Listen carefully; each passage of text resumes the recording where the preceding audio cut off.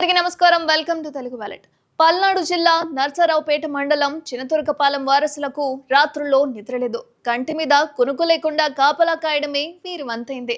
గత 10-15 రోజులుగా వంతుల వారీగా డ్యూటీలు వేసుకొని అర్ధరాత్రుల్లో కాపలాలు కాస్తున్నారు. ఇదెందుకు మరి?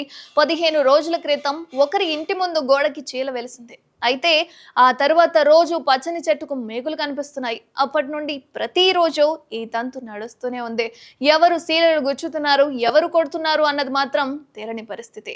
మొదట్లో ఆకతాయిల పనిగా కొట్టిపారేసిన స్థానికులు ఆ తర్వాత నిమ్మకాయలు, పసుపు, కుంకుమ ఆనవాళ్లు కూడా కనిపించడంతో భయంతో వణికిపోతున్నారు ఆ ఊరి జనం. అయితే చేతబడి చేస్తున్నారన్న నమ్మకం ప్రబలిపోయింది. దీంతో ప్రతిరోజు తెల్లవారుగానే తమ గోడలను చెక్ చేసుకోవడం, స్థానిక మత పెద్దలను పిలిచి ప్రత్యేక పూజలు చేయించి వాటిని తీసేయడం జరుగుతోంది. గత 5 రోజులుగా అర్ధరాత్రుల్లో కాపలా కాయడం మొదలుపెట్టారు.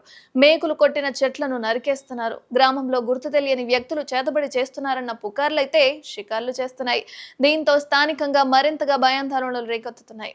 ఎవరికి చెప్పాలో తెలియక తమకి తామే భద్రత కల్పించుకునేందుకు స్థానికులు సిద్ధమవుతున్నారు.